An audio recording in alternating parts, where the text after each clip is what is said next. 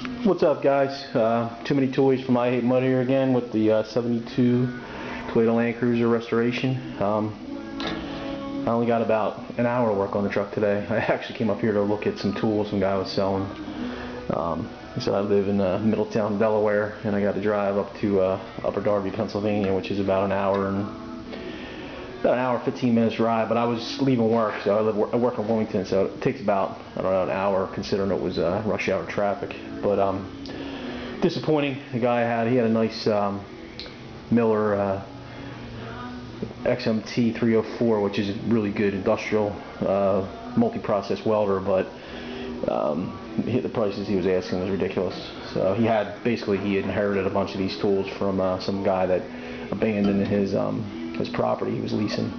He was in the midst of doing some renovations to get in, and he ran into some problems over and just took off. So he had to go through the process of getting all the stuff. But anyway, the stuff that he wanted way more than it was worth. So I didn't get it, but I said, let me stop by here and at least cut this tragedy out of the truck. So this is the obviously upper wheel well underneath of it anyway.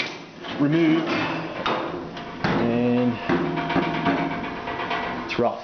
It's rough as the other one was, but I had the tools to rebuild it, and that's exactly what I'm going to do. So I'm going to just repair the rust. Obviously there's some rot there underneath that bracket.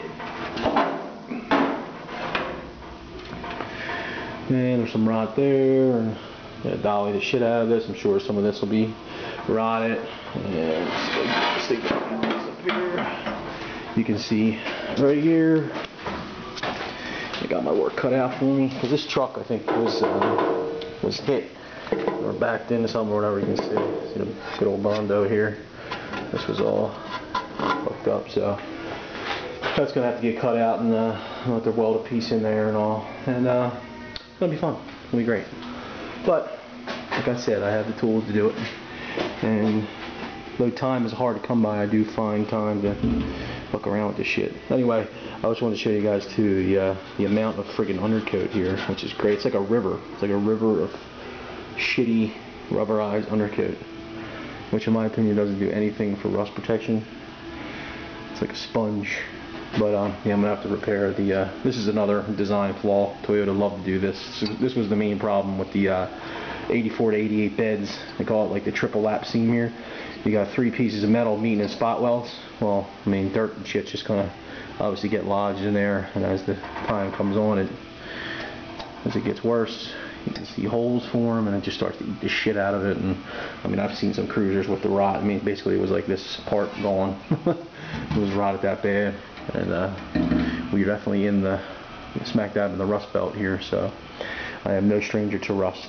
This is actually in decent shape for some of the shit I've done in the past. But I'm gonna get back to doing that. I'm gonna, button all this up, get it clean. I already did the other side. I showed you guys the pictures of that on the thread, and it was a few hours of work, and this might be a little bit more, but shouldn't be too bad. And then after that, I've come to the conclusion that I'm going to attempt to fabricate my own quarters. I got that sheet of 16 gauge over there. I got to measure, make sure I got enough. If not, I can get another. I think 4x8 sheets are like, I don't know, close to $50, but that's not too bad.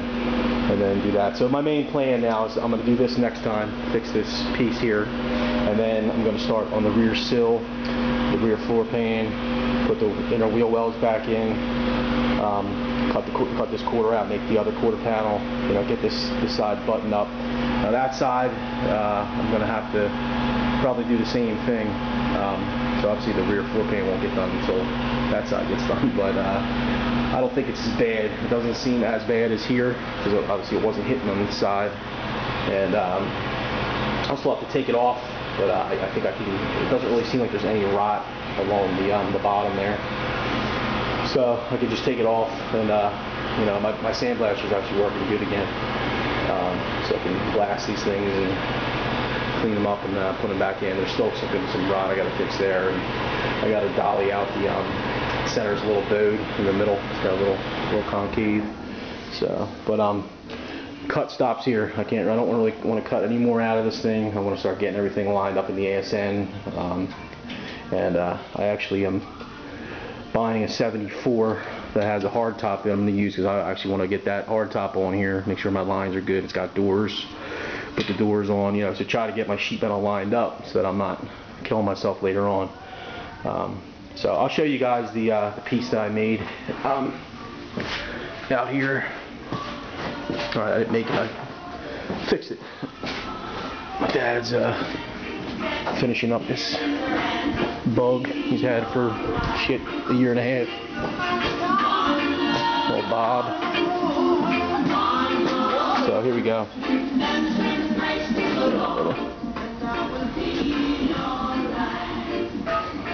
Shit, guys, here.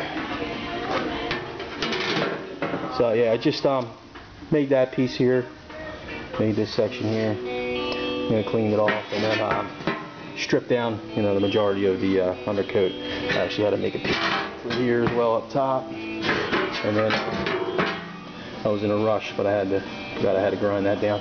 But anyway, you know, it saves me, I don't know, I think they want 125 bucks or something for one of this. It's freaking highway robbery if you ask me. And you know, having this welding table and straightening shit out when it's off the truck is beautiful, because what this welding table acts like, you can see here, this is actually 1.5 inch thick plate, and probably weighs 500-600 pounds. Well, it's like a huge anvil, so if you put any sheet metal down, clamp it down, you can straighten pretty much anything out. I mean, you obviously want to avoid messing your ribs up here, but you know, this was from a lot of the heat from welding. Even though I took my time, it's still gonna work, because you're using 16 gauge steel, and in order to get a proper weld, you're gonna have a decent amount of heat. And even though you move around, you take your time, it's still, you know, still gonna warp a little bit. You can see that it was a little bowed, so I put it on here and straighten it out, and might have a little tiny bit to go. Looks like it's swollen a little bit here, but I can, you know, like I said, I'll bang that right out. And plus, anyway, the floor pan pretty much covers most of this anyway. If you can see, this is where the old spot weld holes were.